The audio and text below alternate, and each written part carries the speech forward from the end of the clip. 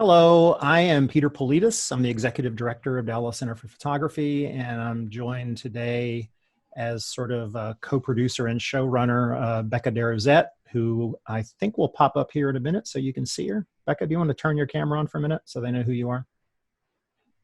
That's Becca.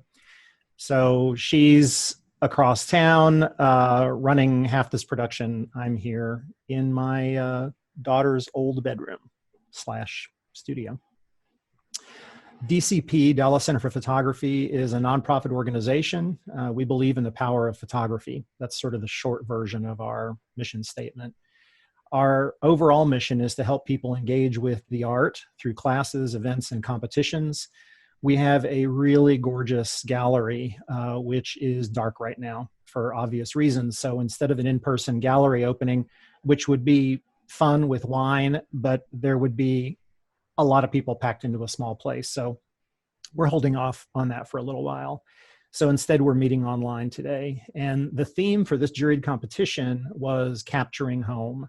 And it's a theme that also included a previous webinar and a workshop. The webinar featured 6 accomplished documentary photographers from around the country. And the video of that webinar is on our YouTube channel. If you haven't seen it, you definitely should, because it ties right into the work that we're going to be looking at today. So why picturing home? What does that mean? Well, for many of us, the idea and the reality of home has been changing during the spring and the summer of 2020. Our schedules, our relationships, and the way we interact with our neighbors are all being reinvented. Things have gotten a little messy, and capturing this in the moment shift of life and culture is what photography does best. Dallas Center for Photography held a juried competition around the theme of picturing home. That's what we're doing here today. And photographers at all levels of experience were prompted to use whatever camera was at hand to illustrate how their home experience was evolving as they changed and adapted during this unique time in history. Some created new work, others submitted older photographs that reminded them of how things had changed. All were brave enough to get personal, and the submissions were rich with story, meaning, and metaphor. We had some really wonderful submissions. So since we can't hang the show in our gallery, and because we believe that good photos always deserve a physical presence, we'll be compiling all the work that you'll see today in a hardbound book, which will be available in about a week. And we'll be posting about it and sending out an email. So if you're not on our email list, this is a good time to join. And in fact, we'll be giving away a copy of the book today.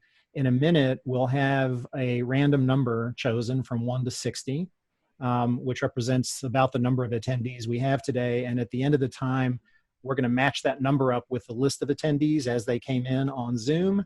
And you have to be present to win. So if you've logged off, we'll just go to the next name up the list. If you have questions or comments, you can post them in the chat feature. And if time allows, we'll get to them, to as many of them as we can.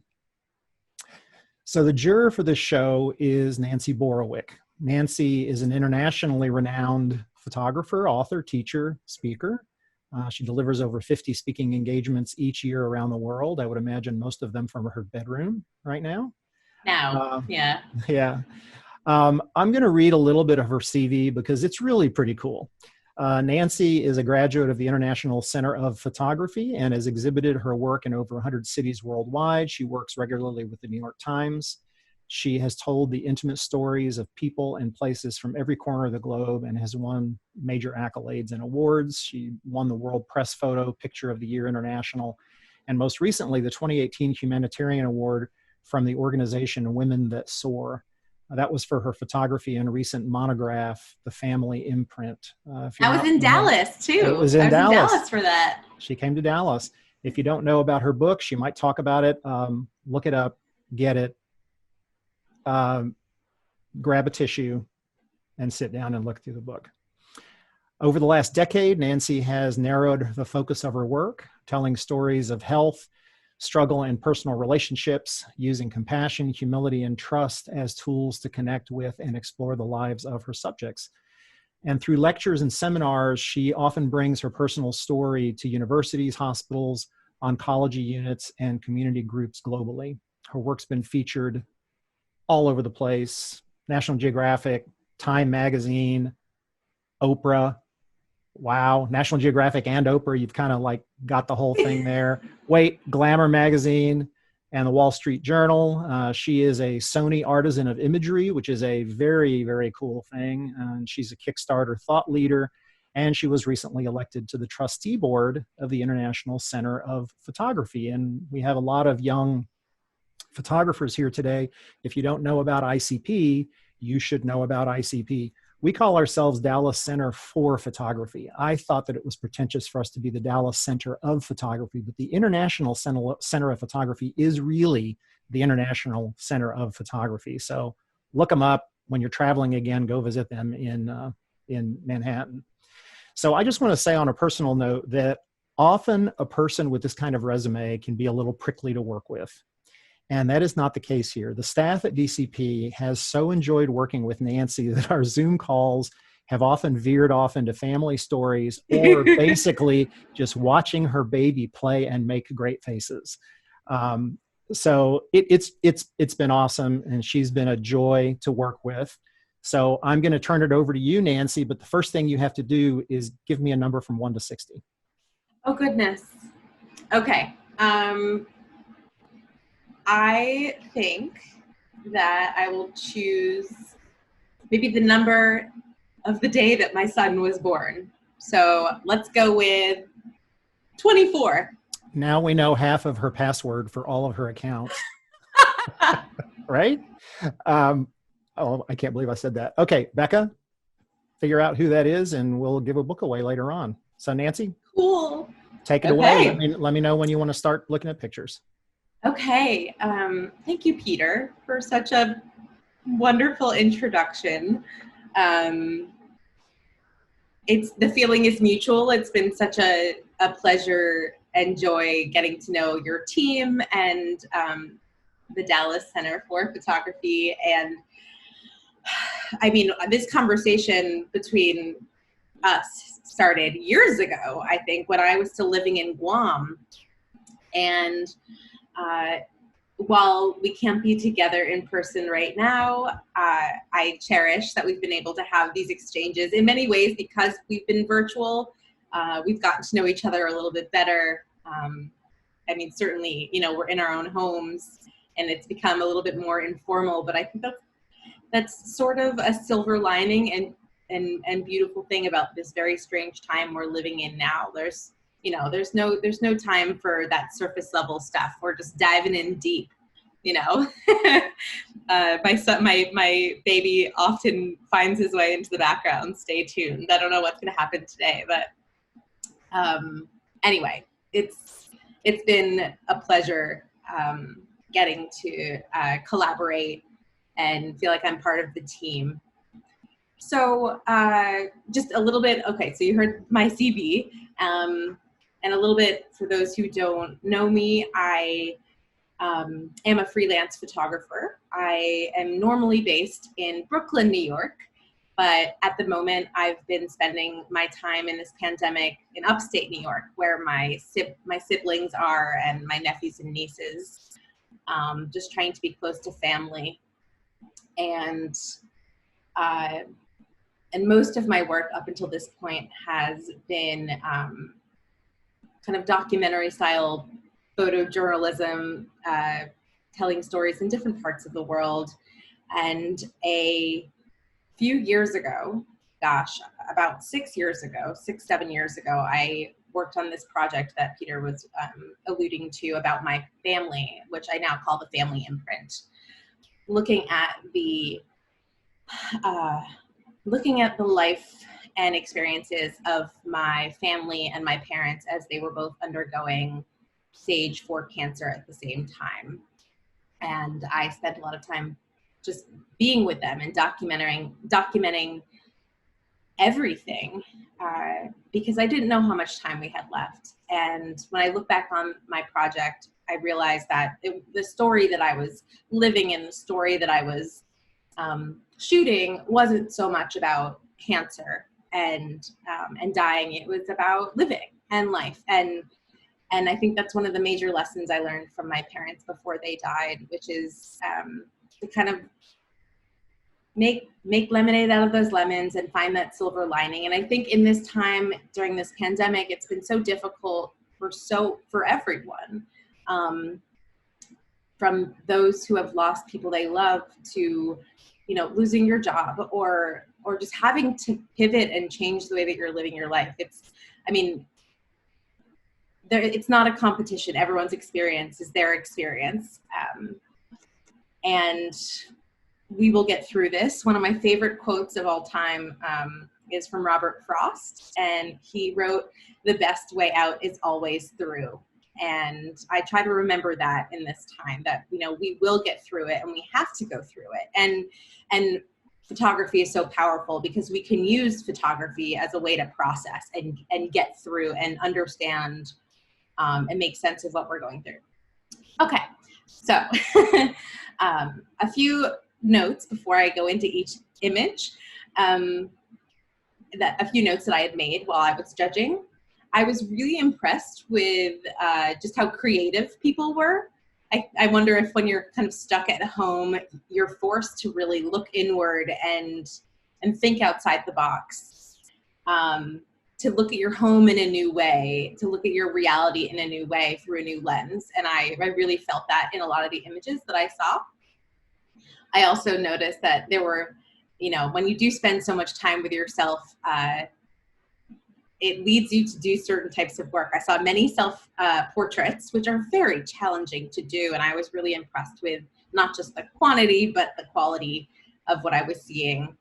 I also really liked how many people took the theme of picturing home and, approached it in a literal way, but also in a figurative way. This is a time when you can, this is when photography can be really fun. You can take chances. You can try something new. What do you have to lose? Also, everyone's home, picturing home looks different for different people. And it's nice to see how other people are processing and making sense of their reality in this time. There's not one way to picture home, and there's not one home. And home can mean many things. So at the end, I tried to select 50 images that I felt represented that vast depiction of what home looks like and means to all of us. I definitely felt a lot of humor in some of the in the images, which I relate to, because when things get tough, humor seems to be, it's so cliche, but like laughter is the best medicine. And I totally relate to that. I also saw a lot of exhaustion and a lot of floppy kids, which I too related to. So anyway, I was really impressed with the submissions and was very excited to make my selection. So now I will go through the images and tell you a little bit about why I felt like they, deserve to be included in this body of work, and also to the images that placed.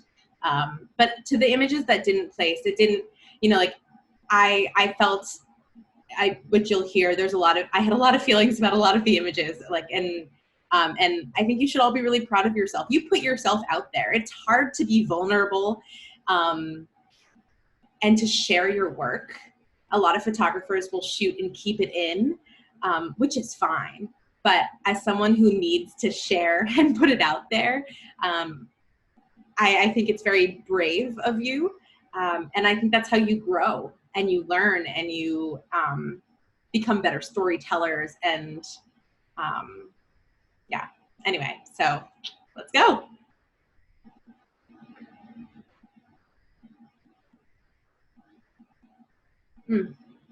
Give me 1 second. I just want to rearrange my screen. Okay. Rainey Robinson from Laramie, Wyoming. This is Caged. So this was my first place choice pick.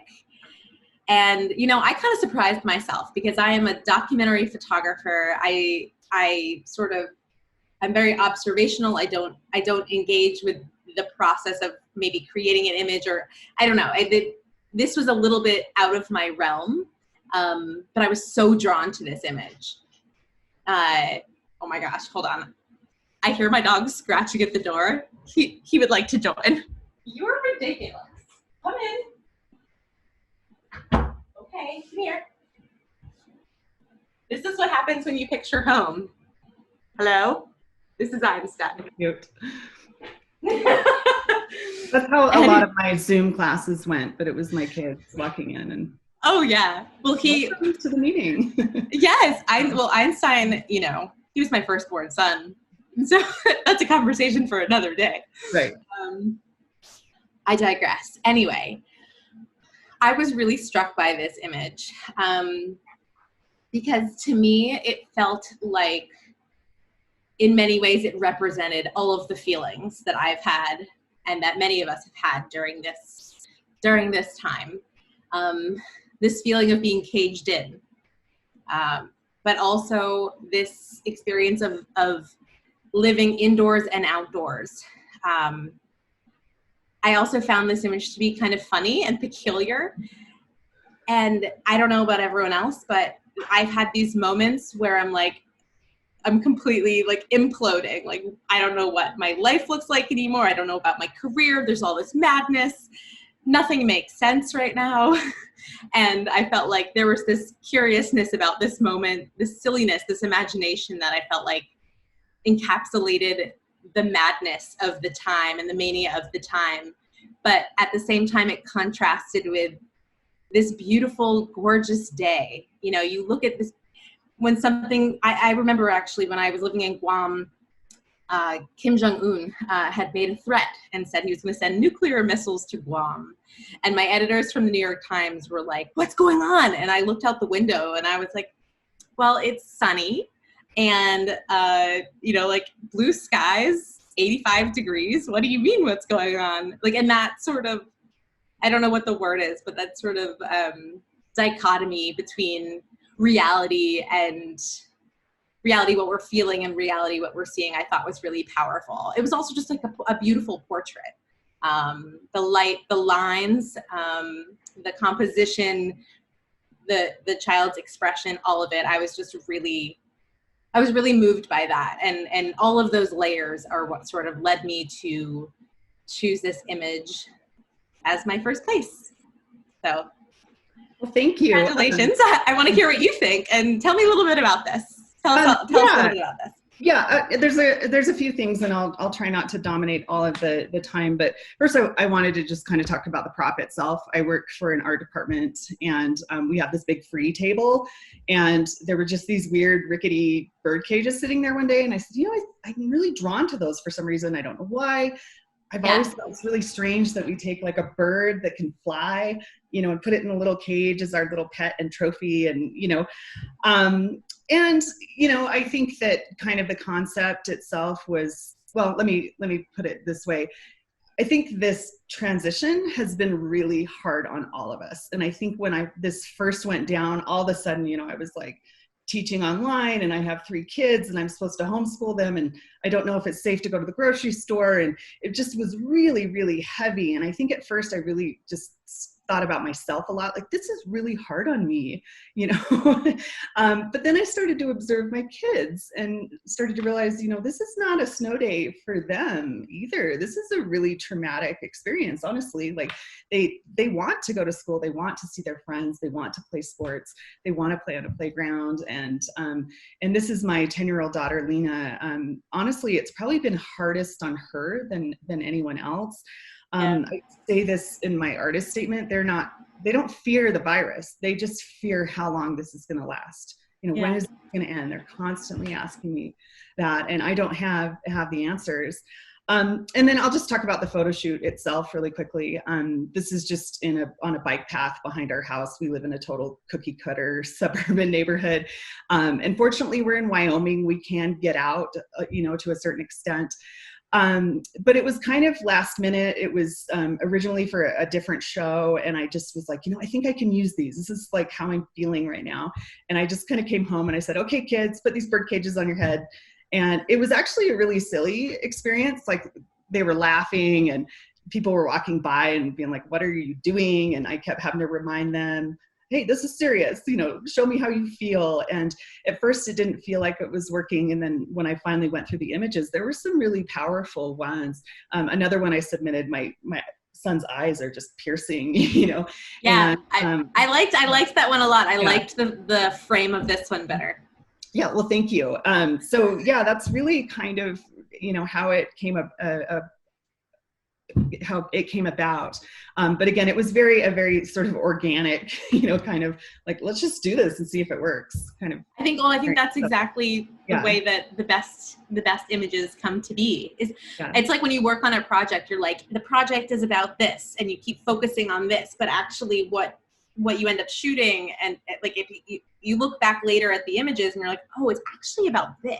It's not actually about this. And it's kind of beautiful. Yeah, and I need to practice that, just sort of rolling with it a little bit. I tend to be really controlling. So yeah, I mean, I think we all do. I think as photographers, it's really hard to get out of our own way. Mm-hmm. Well, thanks again. Thank you so much for submitting it and for sharing your kind of backstory about it. Great, thank you. I'll unmute. Hi, Madison. Okay, so Madison Huntsman from San Antonio, Texas, The Reward. Oh, I was actually supposed to speak at a photography conference in San Antonio in May, and it got canceled, and I was so sad.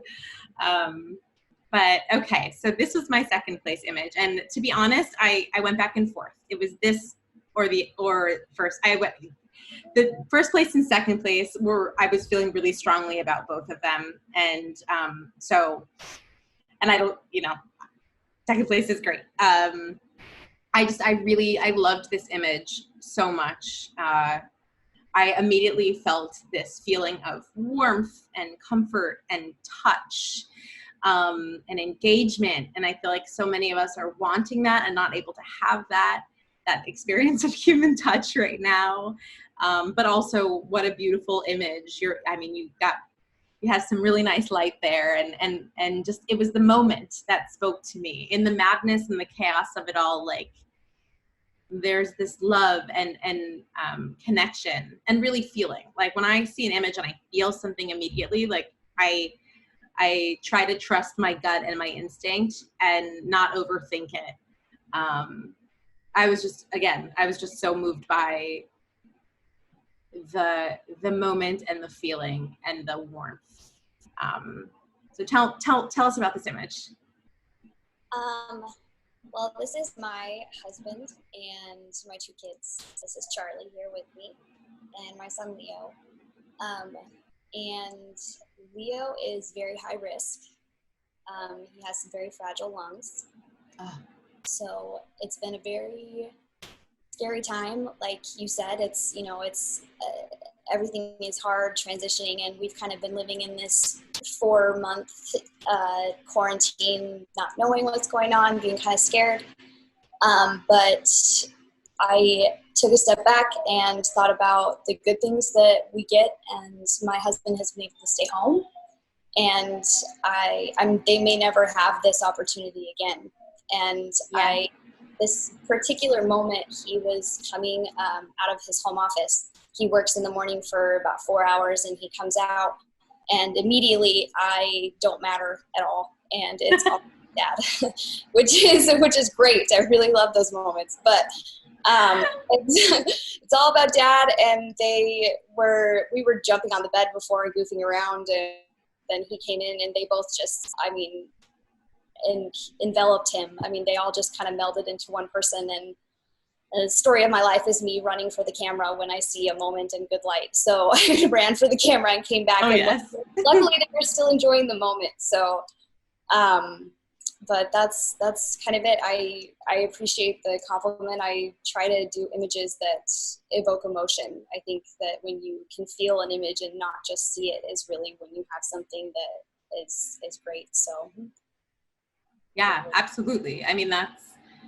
I think as photographers, you hope that your images, as important as they are to you, but if they touch other people in some sort of meaningful way, like the power of photography is so special like that, to be able to evoke that in other people. And I just felt like this was very representative of another kind of vignette of this time in people's lives. And I love the backstory.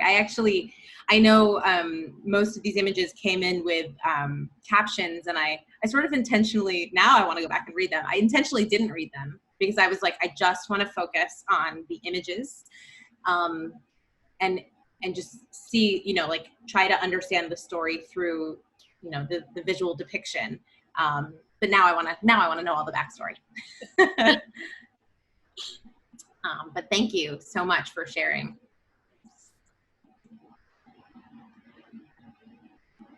Okay, so Sam Rankin, right? Sam is not here, right, Peter? Sam is not here. Right, Sam couldn't make it today. Right. Okay. Well, I'm sorry that Sam couldn't make it, but I was really excited about this image, kind of this compilation of images, because this is something I don't really do as a photographer, and so when I see it done well, I'm really kind of inspired and excited. I look at this image and I immediately thought, okay, this feels like memory. This feels like kind of a longing for the past. And I loved how the photographer layered an image from the past with an image from the present, because that image of the past of a gathering, of a time when we could all gather close together and really spend time together. It feels like a lifetime ago, and it was only a couple of months. And I think kind of that contrast between then and now represents this memory, but also maybe this transition that we all are having to go through. Also, when I think of home, I think of old photographs, and I think of looking back and looking forward. And I'm sure, I imagine that I'm not alone in this, that during this time, I've spent a lot of time reflecting on the past while living in this present. And so for those reasons, for those reasons, and also because Sam really presented something different and new with using photography in this way, a little bit more of a fine art, what is the word I'm looking for? Kind of just a different way of storytelling using photography, I felt like was really powerful. And for that reason, I awarded it third place. Okay, honorable mentions. Okay. Hi, Lindsay. Hey. So Lindsay, here are my feelings on this image. So as soon as I saw this, I thought to myself, why are her dolls hanging on her wall? And it's a good conversation piece. Yeah. But I had lots of questions about it, but I really just tried to sit with the image and think about why you took it and what I felt like it represented in this time. There were a lot of images of children kind of exploring their imagination, which is such a gift in a time when so many of us are stuck in imagination, just like allows us to travel, right? And explore. In some senses, I looked at this and felt like she looked kind of alone, but at the same time, she had so much company behind her. Right. And I really loved the light and the colors and just sort of the different elements that kind of made up the whole frame. Like we have the pattern on the bed, we have her in the box and her expression, we have these photographs we have the pictures of what I think are princesses, Disney princesses on the wall, and the dolls hanging. There was a lot going on, and I thought you composed it well. Yeah, I felt like there were a lot of elements that spoke to the world of children during this time, and I wanted to honor it as an honorable Thank you. mention. So Thank you. tell us about this image. Okay, so what you can't see in this image is what she's looking at. She's looking at her iPad. So, which also goes back to this, whole thing. And that's why I submitted this, because the dolls, first of all, everybody that sees pictures of the room or people who come into our home and see the room, they're like, what are those dolls doing? So, yeah. How can she play with them if they're on the wall? Right. No, let's see. And also on the other side of the image, which you can't see, the other wall, there's a whole nother wall of dolls. Like, there's lots of dolls. The two sisters share this room, so you've got both of their dolls. But anyway, it's the way to keep them off the floor, and it works. So, but for why I submitted this one was because it's just kids being kids, and through all of this, kids are still just being kids, and they're just still doing their thing. And like for us, we homeschool, so life hasn't changed a whole lot for us. We're used to staying home and not going anywhere. So it's still very much just childhood for me. And that's why I submitted this one. Yeah, well, that's also really interesting, thinking about childhood and how so many people feel like, and maybe it's a little different because you said you homeschool your kids, but for the kids that aren't going to school, this is defining their childhood in ways that they might not really understand. We'll all look back on this time. I think it's similar, maybe, I don't know, but maybe it's similar to like when I look back at my childhood and I'm like, when someone's like, oh, where were you on 9/11? And you're like, oh yeah. Or for my parents' generation, when it was like, where were you when JFK was shot? Or like those kinds of moments, that these big moments in our history that define a situation that universally we all experienced. And here is this pandemic. Yeah, my kids will be like, oh, hold on, here's the photo book of everything I did that whole Yes, there's record of the day-by-day progress. Yeah. It'll be a conversation we all like maybe struggle with to explain to our kids, but at the same time, I think we'll all look back on this time and hopefully take away some important lessons learned. Yes, for sure. So thank you. Thank you. Okay. Hi, Sandy. Hey. Okay, so thank you for submitting this image. This immediately stuck out to me because of the light. Photographs don't exist without light, right? That's simple fact. And as a photographer, and I'm sure you relate, I'm sure everyone relates to this, when you see nice light, it's like almost, it compels you. You're like, oh, nice light. Like, I need to photograph. But I saw this. Lighting. This was emotional lighting. It really was. And I saw this image and I had so many feelings, because here they are inside, and this feels very inside, looking out, literally and figuratively. This separation, but also separation, yet they're together. They're in this together. It's sort of this quiet, pensive moment. And on the window, the window almost looked like had plastic on it. Am I imagining that? It's a picture window with the draperies going around it. Okay, you know what? It's the outdoors texture that made it look. Okay, that's what I thought. Okay, not plastic. I felt this. Those are cypress trees in the back, in the window. Oh yeah. And okay. They're in water. So. Wow. Well, it really struck me, and as I said before, I try to trust my instincts, and when I see an image and it really resonates with me, I mark it. I just felt like this was another example of what life looks like right now.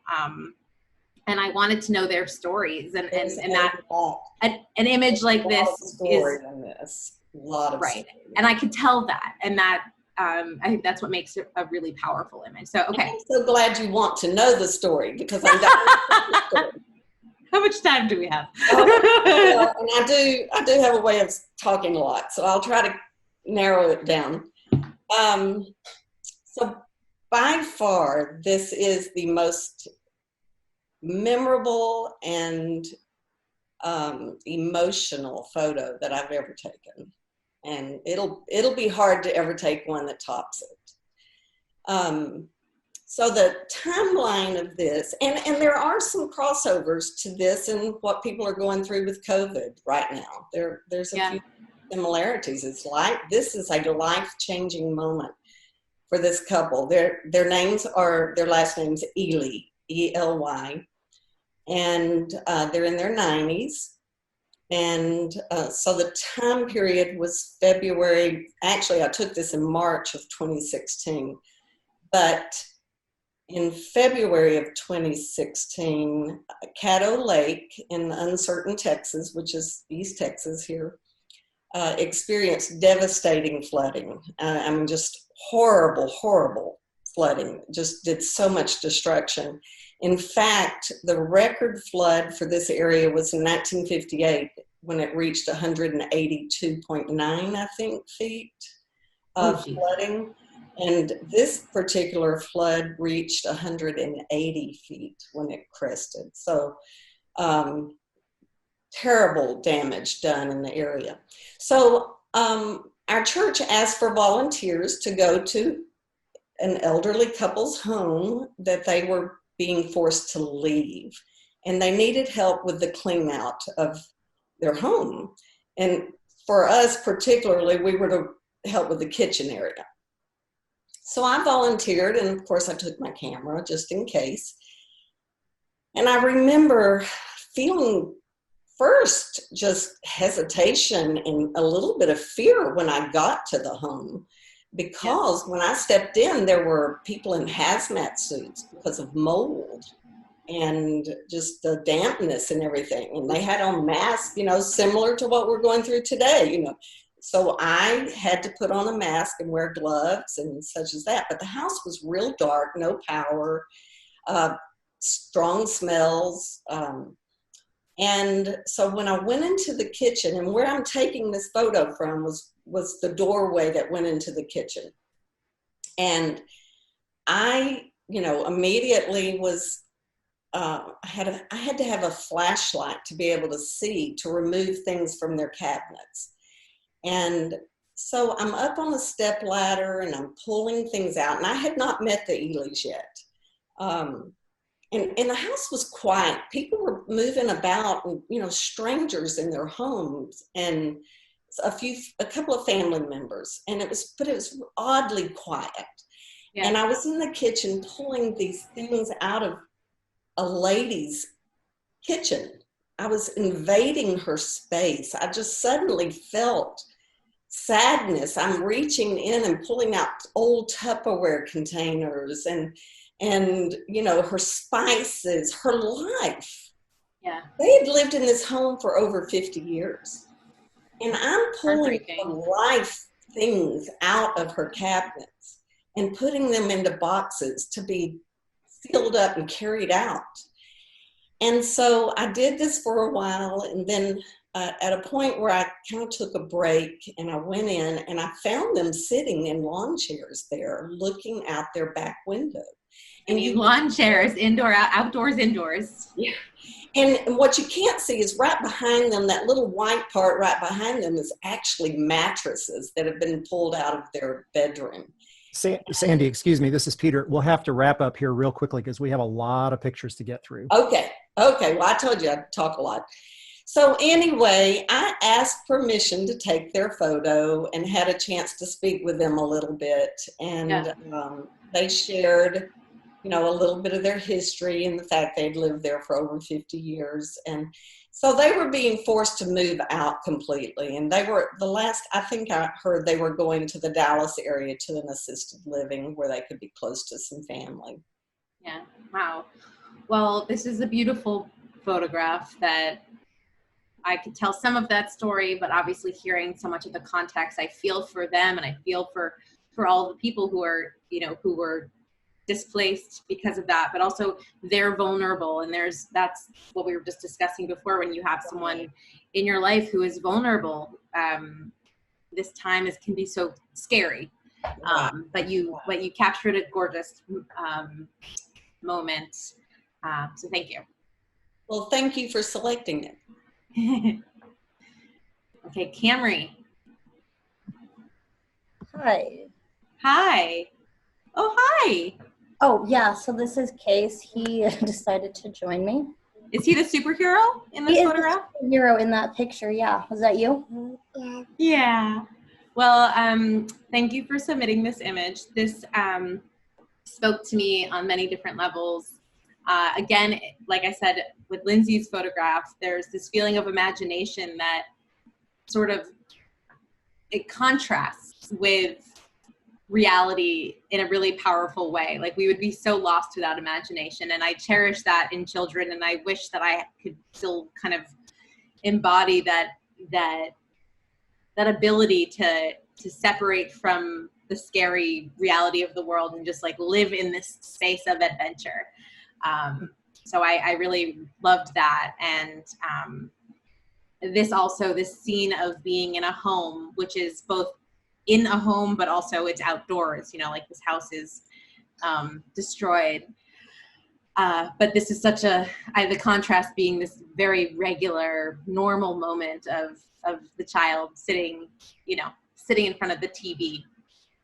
There was also this little bit of humor that I felt in this moment that, was such a dichotomy against the sort of destruction of the space, which also I think speaks to the larger situation we're all in. So tell me a little bit. Yeah, I realized I could also talk all day. And so tell me a little bit about this moment. Okay, so a little backstory on this. We moved to this place right before Corona hit, not very long before. And we bought this property with a lot of land. And in the back of the property is this old house, which we believe is the original house on the property. And we think they lived in it until they built the house we're in. And then they just kind of abandoned it. And they left a lot of old things in there, old skis. There's the refrigerator, that blue refrigerator behind it. Lots of really old things. And so since I first saw it, obviously I thought I need to do a photo shoot in there, but I didn't know of what. Yeah. So with Corona and stuff, as Rainey was saying, the kids are also feeling this, not just us adults. The kids are feeling the impact of it too. And my kids were very shut in and getting cabin fever because February, March, April, they were cold. We were stuck inside all the time. Yeah. And so for my kids, when it started to get warmer, we started going outside a lot, but we can really only go near our house. We can't go out a lot. So my kids would put on their superhero outfits or their Halloween costumes, and they'd go outside and they'd explore. So we were exploring this old house, and my little superhero right here sat down amongst all this wreckage. I mean, I'm going to sound like a bad parent. There's broken glass around there. He's sitting on like drooping floorboard. I mean, I was holding my breath while I took this picture, but I don't go anywhere without my camera. My kids hate it, but I don't go anywhere without the camera. We're going exploring. I'm taking it. And I mean, this wreckage just, to me, it felt like this is what life is right now. Everything's chaos. Everything's a mess. This doesn't look normal. This is just, it's a confusing picture. And then he sat down in his little superhero outfit and just looked at this old broken TV like he's waiting for a show to start. Yeah. And I thought, this is just the most normal, innocent little thing. He looks so unfazed by this wreckage that he's sitting in. He doesn't even notice. He's just watching cartoons. Well, he thinks he's going to be watching cartoons. And I just thought, that's resilience. Amongst all this chaos, for a brief moment, it was a normal childhood moment. And I thought, I wish my kids right now had more of these normal childhood moments. And I just liked the contrast, like you were talking about in the beginning, the difference between, I mean, the picture is so chaotic, but the center of the picture is just a normal, everyday childhood moment. Yeah. And I think that's what makes it. Yeah, great. Thank you so much. All right, Danielle. Is Danielle here?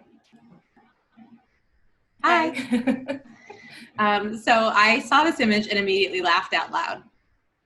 I related to your child in so many levels, but I felt like this is reality. This is real life, and I know that exhaustion and reality can be really funny, and kids are so weird and do weird things. Also, I felt like in this heavy time, we all kind of need a little levity.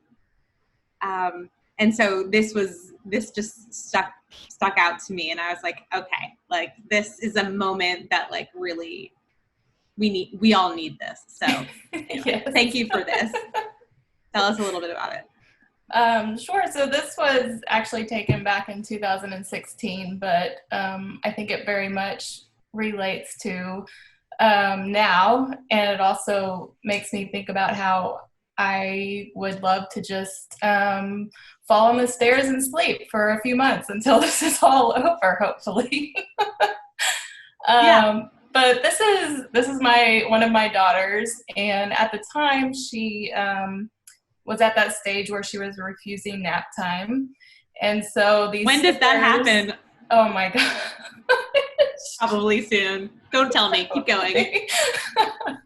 And so whenever she would get to the point to where she just like was so exhausted, she would just surrender on these stairs.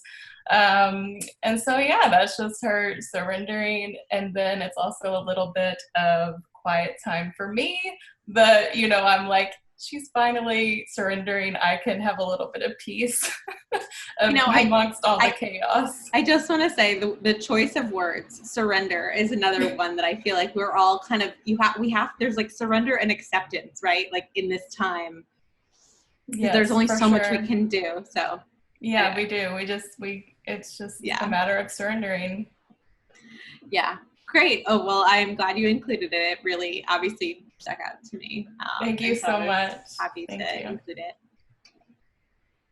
Mike, so this was really interesting, your series. Like I said, there were a few images that I really liked. And I felt like I needed to narrow in and choose one. And this one really spoke to me because I felt like photographically, you had these components, you have, you know, like compositionally it like was a very nice image to look at. But then you had like this very clear image of this person in contrast with the shadow of the other person. There's this indoor outdoor feel again. There's a coldness with the cement and the plastic, but and almost like it reminds me of like when you have to like fumigate a home and it feels very artificial with all this plastic and you're trying to keep something out and keep something in, which in this time is sort of this battle that we play with this invisible, you know, virus. So I was really surprised by this in the mix of things. And again, it stuck out to me. And so I marked it, you know, and the other images also were really powerful. But this was the one I landed on. So tell me briefly about this. Yeah. First of all, thank you.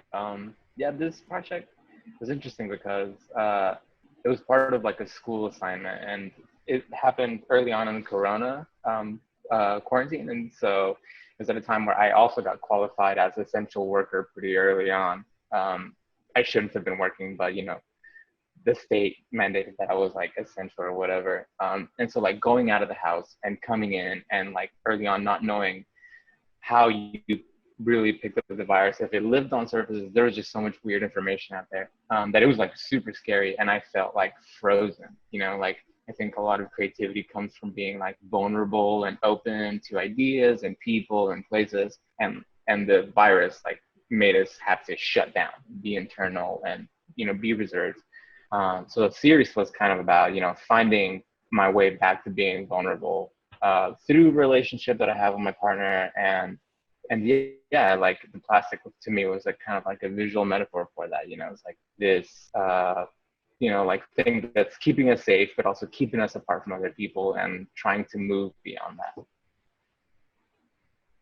Wow. Well, that was, I mean, I'm impressed by your ability to just like be concise and be like, this is what it was about. This is what I was thinking. Like, yeah, I mean, that's really powerful.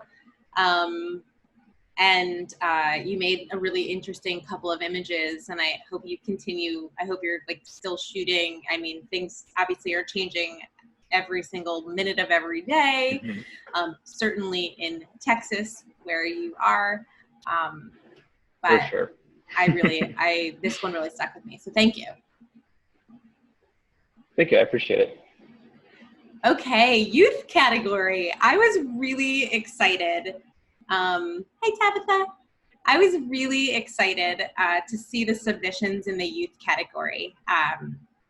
I was really impressed by the photographs that I saw, and I wanted to see more. I wanted to, especially from the photographers who submitted, because when you look at a photograph, you feel like you know the person, or you see the world through their eyes.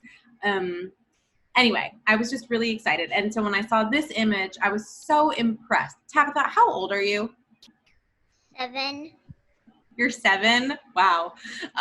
So I was really impressed when I saw this image. I was impressed by visually, there were so many lines and textures that my eyes were going all sorts of different places following that. And then there was the sunlight and the shadows. And it was just very graphic. So many shapes and lines. The dark and the light. I felt this connection from outside, but also felt like I could see inside, and all of those components felt like they reflected this time. So anyway, I was really impressed with this, which is why I gave it first place in the youth category. Can you tell me a little bit about it? Like, and how long have you been taking pictures? Well, what I was trying to do in this photo was focus on the shapes of the window, and the leaf, and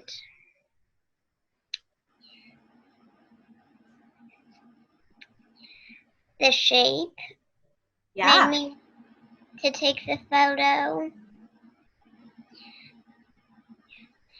So when I looked back at it after taking the photo, I saw the shapes that were in the window, and the rest of it. So then I decided that my focus would be on just the whole window. Cool. Well, one of the things about photography that's so special is that sometimes your body, your mind, your eyes, you see something and you don't think that much about it, and you just take it. You're like, I feel like I need to take this photograph, this scene. And it sounds like you saw it and you were like, this is home. And you had a couple other photographs, I think. I saw like similarities. I think those might have been yours too. And you have a style. You're 7 years old and you have a style. Like, I'm 35 and I'm like still figuring it out. But you trusted your instinct and you photographed this moment in such a beautiful way. And I was so surprised. And then now I'm doubly surprised because you were so young. So thank you so much. I'm really excited for you. Are you going to keep taking pictures? Yeah. Good. Well, I can't wait to see more. Thank you.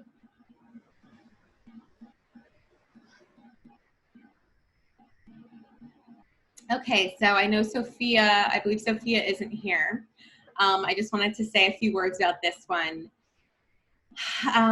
This one really spoke to me about, social distancing and this concept of being alone together.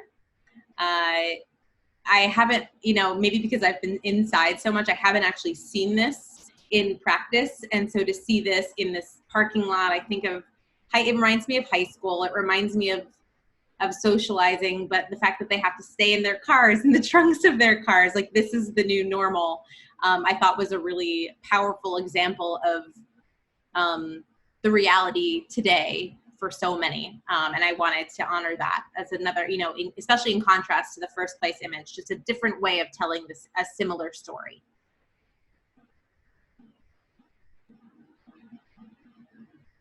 Claire, is Claire here? Hi. Hi. Thank you for submitting this image. I usually am drawn to very literal images. I think it's the photojournalist in me, but there was something about this one that was a little less literal, more abstract, that really stuck with me because I think when you're working a little less literally, more abstract, it's almost like you're forcing the viewer to think more about what you maybe were thinking and what this could mean, not just so obviously, bottles and paint. I appreciated that you not only included this image, but the perspective that you shot it from. I think sometimes we kind of forget and we'll shoot from our regular perspective at our height and straight on. But you obviously were shooting overhead. And so to me, when I saw this, there were shapes and colors and lines. And it reminded me also that everyone is a different everyone tells a story in a different way. And you don't have to be so literal to tell a story. So I also was this represents a lot of quarantine and other activities for so many, because we're all looking for these creative outlets. I took to embroidery, which is I know a lot of people have, but anyway, I really enjoyed this image. So tell me quickly a little bit about it. Well, I was taking a photography class, so we had to create an environment, and so I'm a very colorful person, so I kind of just put some bottles together and started photographing them, and I actually have some cut up toilet paper tubes as kind of a nod to quarantine. And I guess I wanted to create something really whimsical and magical and hopeful, just because right now everything is so unknown. I'm going to be a senior in high school, and we're hearing what that's going to look like. We're all going to have to wear masks. Our classes are going to be split up, and so there's so much unknown. But throughout all this, we have to be hopeful and just look to the future and look for a brighter future. And for some people, that's so difficult, and it's kind of unrealistic. It's exceedingly fanciful to look for a brighter future, but we have to. Yeah. That's, you're right. And that's really interesting to hear. And it's a really good attitude to have too. We got to go through, this is reality and we'll get through it. We just have to go through. But thank you for submitting this, for shooting this and submitting this. And I was excited to give it third place. Thank you for doing it. Okay, so now I'm going to kind of run through the rest of the images. And I know, thank you all for being patient as we went through the placed images. But I appreciate this opportunity to tell each of these photographers a little bit about why their image stuck out to me and why I wanted to include it as part of this larger body of work. So this first image, Kelly Haynes, I saw this and felt, and you're going to hear me repeat a lot of the same sentiments, but I think it's because we're all feeling a lot of similar things. In a time when we all feel very stuck in, this moment felt, here is this, I think, a child sitting outside, kind of, instead of up against the window looking from inside out, this child is just hunched over from the outside, sort of not even looking in. It felt kind of funny and quirky. and maybe even a little bored, like the child was bored, and that's something we're all dealing with right now. And also I thought visually it was a nicely composed image with nice light. Homeschool by Joyce Chen.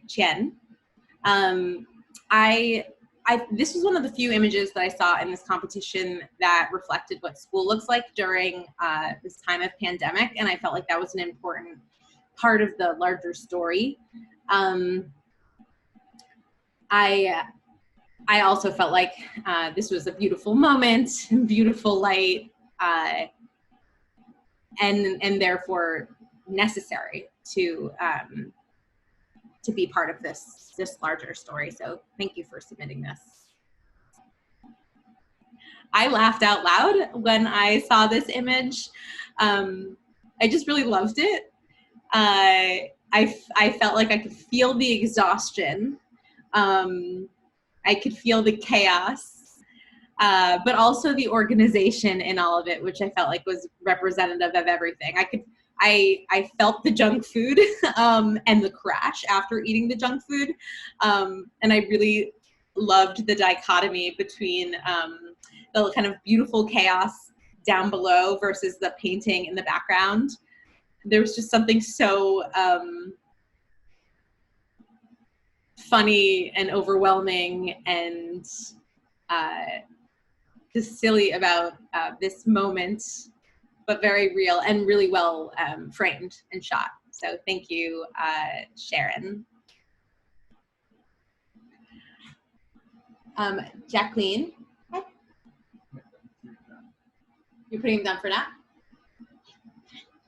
Brief pause so you can see this little munchkin before he goes down for his nap. Future photographer. Hi. Mwah. That's Levi. Thank you. Have a good nap. Sorry. Working from home. So this image, the splinter, I immediately thought this was just a lovely frame with beautiful light. I mean, there she is, mom, I think, in that beautiful window light, helping with the splinter. And it kind of reminded me, as a new mom, I'm learning how to multitask, and I feel like a lot of parents during this time have really had to learn how to be professional multitaskers while people are stuck home. And you just start to realize how much other people rely on you. It just felt like a really human life moment and was beautifully framed. Kathleen Donovan. There were many components about this image that I really liked. I thought it was a nice frame with clean lines and a lot of texture. Also the gesture of the child on the swing. I mentioned earlier that I did notice a decent amount of images of kind of floppy, I want to call them floppy kids. I guess that's what kids do. And I related to that child on the swing. Because obviously that's not the way that you swing, but reality is not what reality right now is not what we're used to. It's not the norm that we're familiar with. And so there's like a parallel there was a parallel in my kind of appreciation of that image. But also this child just hanging there, relaxing, releasing. I wanted that feeling. Joyce again. So there were, there were a few, I think, sorry, I'm a little fuzzy. Let me start over.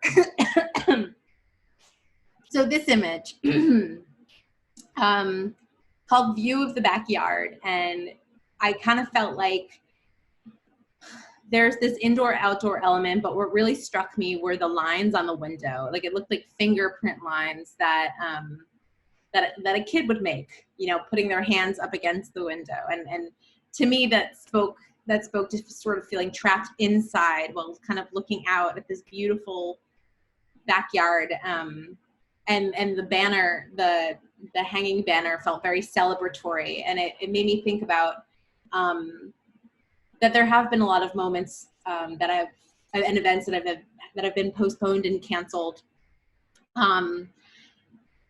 But people continue on, and we've made do, and we've tried to make the best of not a great situation, and that's part of it. That's part of the strength and resilience of being human in this time.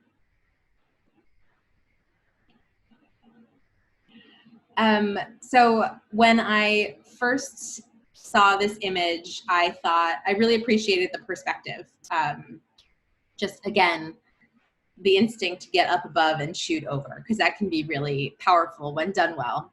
And when photographers really challenge themselves to see a scene in a new and unique way. I also really appreciated all of the texture in this photograph, because we have the puzzle, but then we also have the hair and the carpeting in the background. There's just like a lot to look at. It almost feels a little monochromatic. You know, that red really pops, and it I think that's a fun quality when an image can have that. Also, when I think about this pandemic, and I think about quarantine, I do think about puzzles. I feel like puzzles have really made a comeback. We've had a lot of time to puzzle, but also maybe the puzzle is representative of the world. Like, we're all in these little pieces and we have to find our way back together. Next. So I love this image. This is a great moment. And to me, this felt like, okay, this photographer knows her family well, but also, you know, I think when you spend a lot of time with people, you can kind of begin to anticipate what might happen, and therefore you can prepare. I think as photographers, when you're a documentary photographer, being able to anticipate something that might happen is a really good tool to have in your tool belt, because then you can really get in position and be ready, you know, to capture that moment. Also, a friend of mine had said that kids often repeat actions. So not only can you anticipate, but maybe there's some comfort in knowing that they might do it again.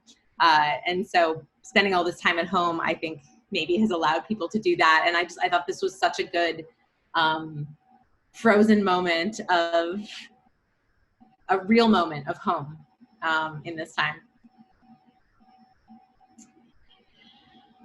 This photograph made me laugh out loud. Similar sentiment that I've shared is that there, you know, this feeling of being stuck inside versus outside. And I think the dog cage is like great symbolism of this. I thought there was something interesting about how the children in the left-hand corner almost mirrored the adults towards the center.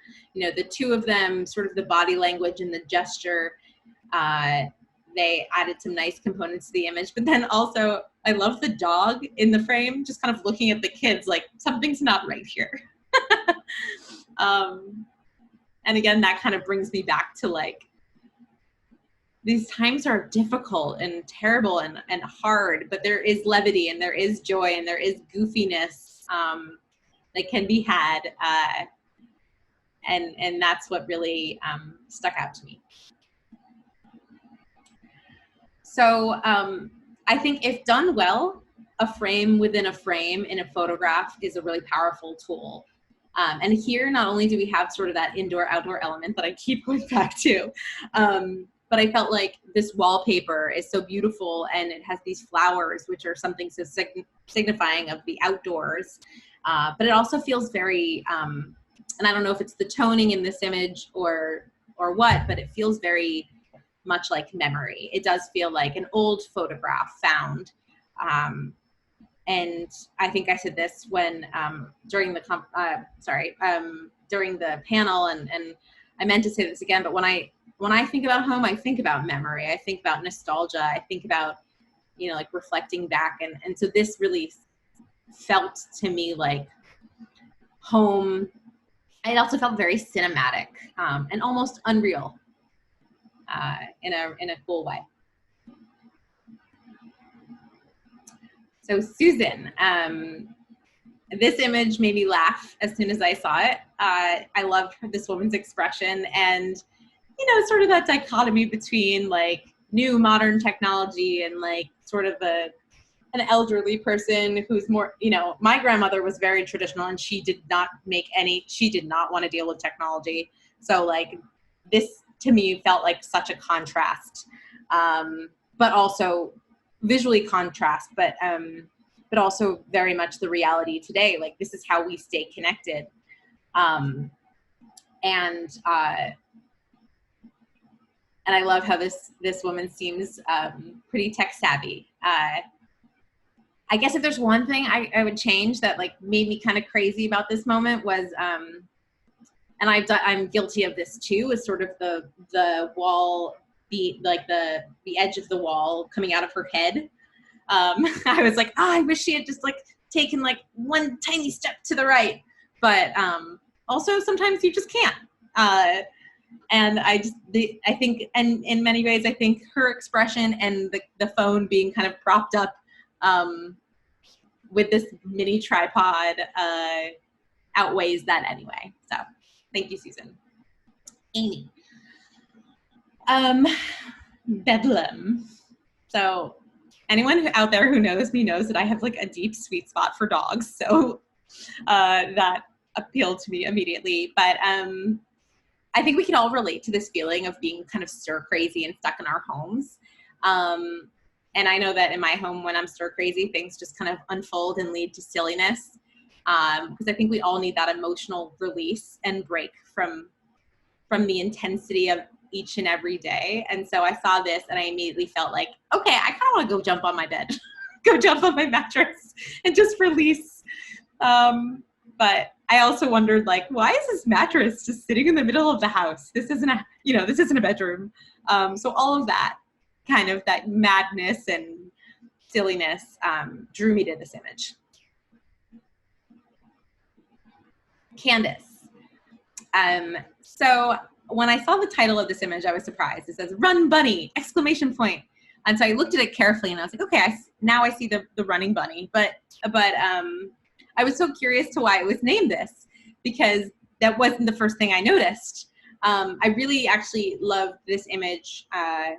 It felt very light-hearted. You know, it's this beautiful green exterior of this home with all these colorful, beautiful flowers. It just felt really joyous.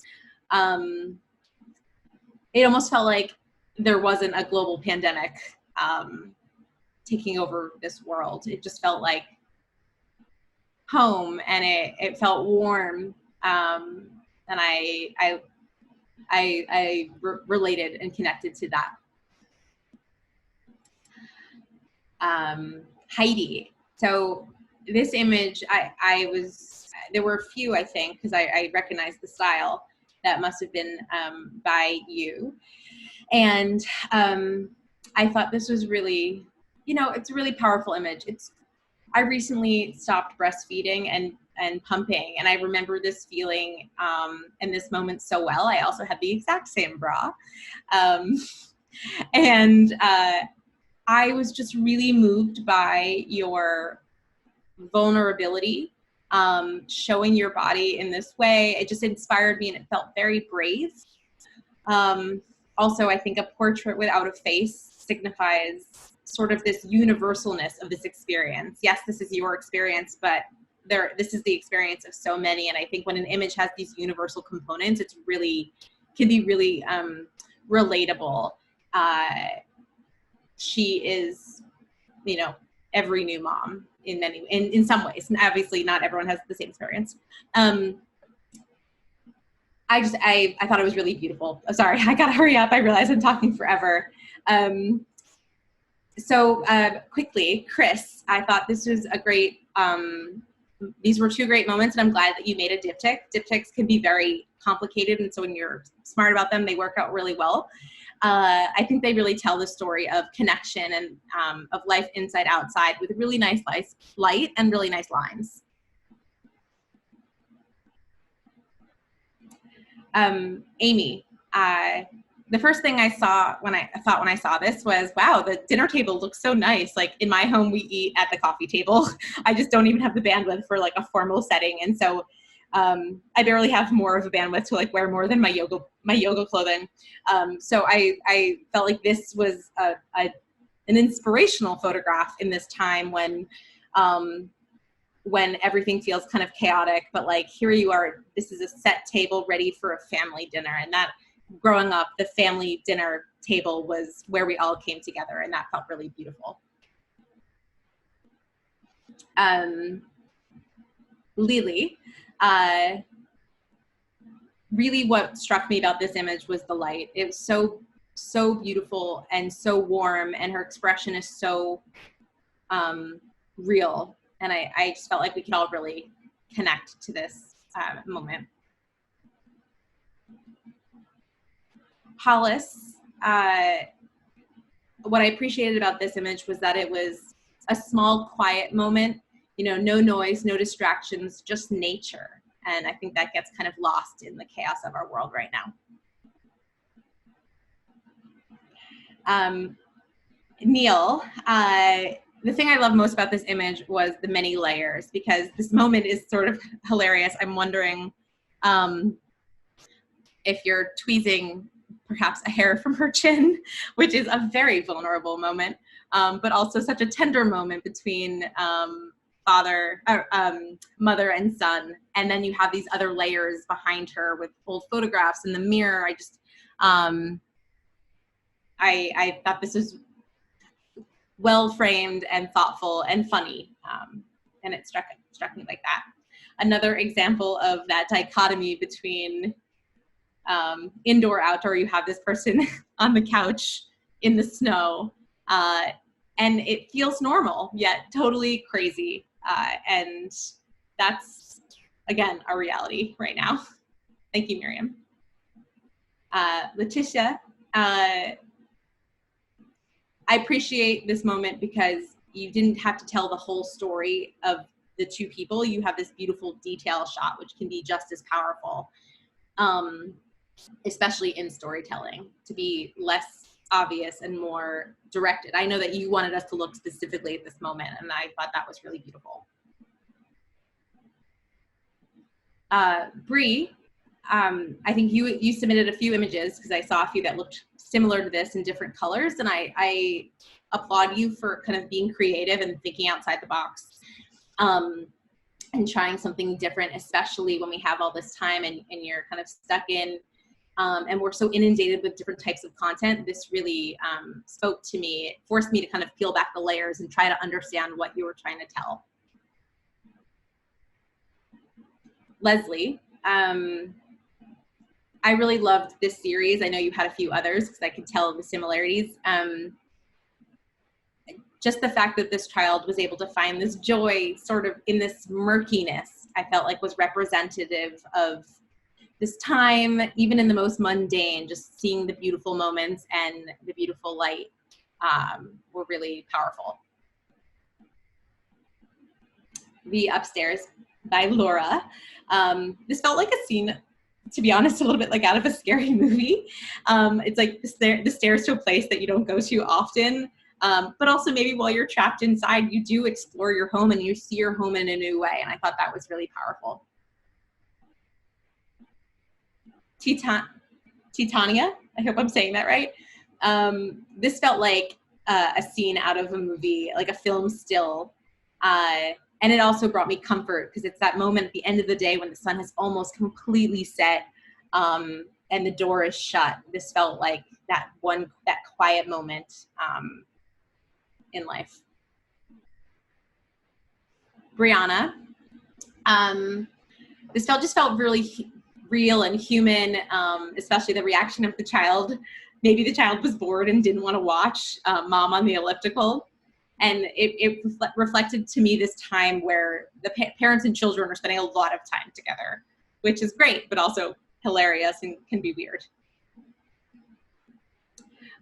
Shannon, I don't know what the backstory was on this, but I thought it was a really beautiful portrait. It looks old yet modern. And this woman appears to be holding what looks like kind of like an egg, which in my mind, I was like, okay, maybe it's about rebirth. Maybe it's about new life and hope. And that was really powerful in this time. Angela, I saw a lot of self-portraits in the submissions, and they're very difficult to take. And I really liked this one because shooting through glass is never easy, but the light was just right, and the expression just felt so vulnerable and relatable. Another self-portrait, Lisa. The layers in this photograph really had me thinking, like, what was your intention? I was looking for that symbolism and thinking about how we've all had to be very self-reflective in this time. And this just offered a different way of seeing that to me. I know many of us who live away from our families have come back and to stay with them during this quarantine and this pandemic. And this was, I think, one of the youth category images, Nina. And there's something about returning home and looking back through the instincts to want to look back through those old photographs. I felt like that was an important part of the story as well. I did a double take when I saw this image because I didn't know exactly what I was looking at, which I think is really powerful. I really liked the layers in this image. It almost felt a little bit like N.C. Escher, like you kind of are looking at the glass, but then the person behind it with the mask, and there's something so normal, but then something not so, and something so broken. Alice, I thought this was just a really powerful and well composed moment with the lines and the shadows. A beautiful chaos is what I meant to say. And I meant to say, yeah, and this one by Carla, that getting the mail is such a regular thing that people do, right? Like every day you go to the mailbox to get the mail, and this almost looks like an old photograph from like the 50s or something, just like life is normal and peachy, and the reality is that life is not like that for most of us right now. So there's something really powerful about being able to see that joy and that like routine in a time when it feels like there is a lot of routine that's missing from our daily lives. Rudy, seeing the world from the inside. I just thought this was a lovely detail shot. Detail shots are hard to take, and this one just felt, there's nice light, nice lines, and sometimes images don't have to be so literal to speak volumes. Lori, excuse me. I don't know about you, but I think I don't know anyone wearing a suit these days because we're all, staying in. And there was something about these suits all lined up, ready and eager to be worn, that maybe spoke to me about the future, about like, well, that was hopeful, that we'll be going to work, that we'll be traveling, the way that you lay your stuff on bed before you pack it. There was something really beautiful about the simplicity and quietness and stillness of this image.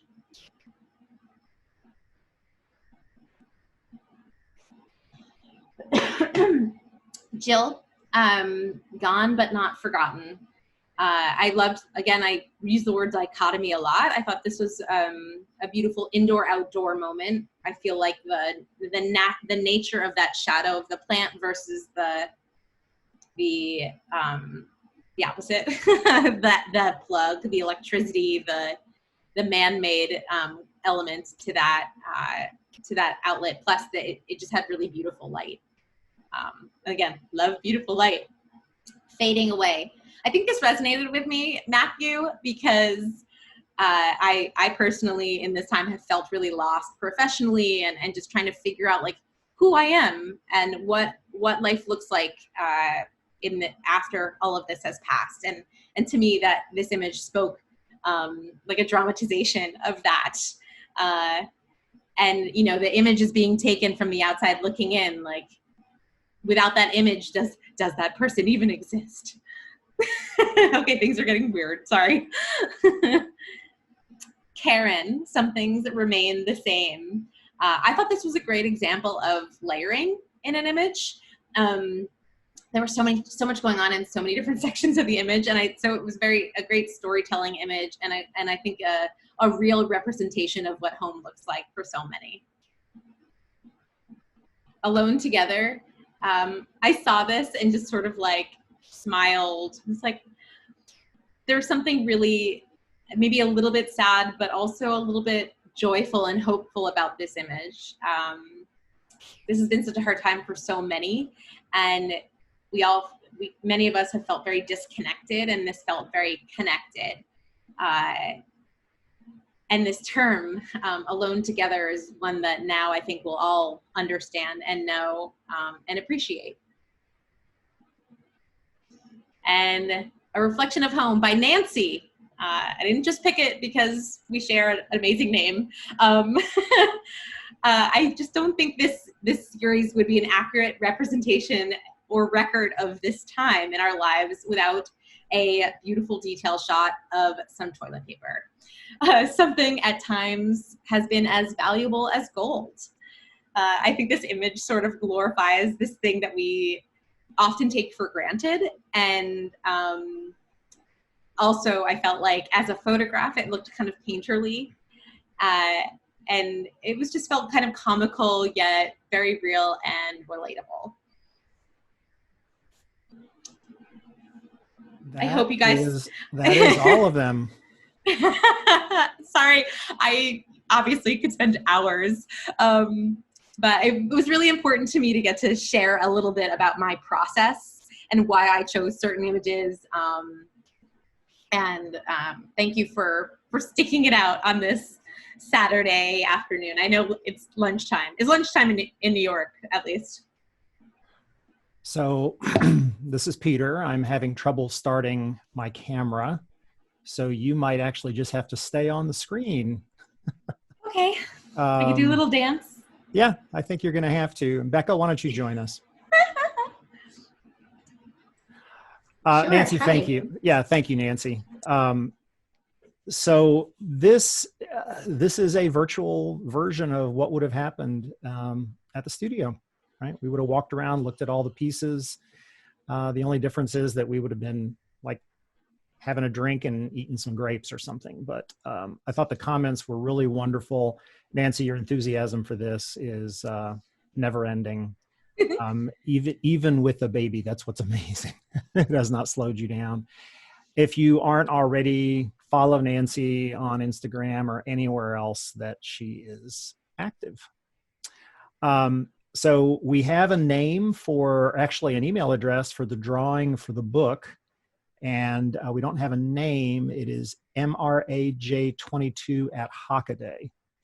And what we will do is send an email out to that person. And if they aren't the one, then we'll move up to the next person. And as far as the book goes, Nancy talked about the backstories for the photos. One of the things we're doing in the book is we have actually asked everyone to write about 40 to 60 words of what propelled them to make the picture or what the history is of the picture. So that's actually going to be sort of in the appendix of the book. And I think it'll help enrich the images a little bit. This recording will be on YouTube next week. And thank you to everyone who submitted and who joined us today. And if you like what we're doing and you want to support DCP, please consider joining as a member. Or if you're in a generous mood, you can make a donation. All arts nonprofits are really struggling right now, and we want to keep helping people tell their stories with photography. So thank you very much, and go out and take some more pictures.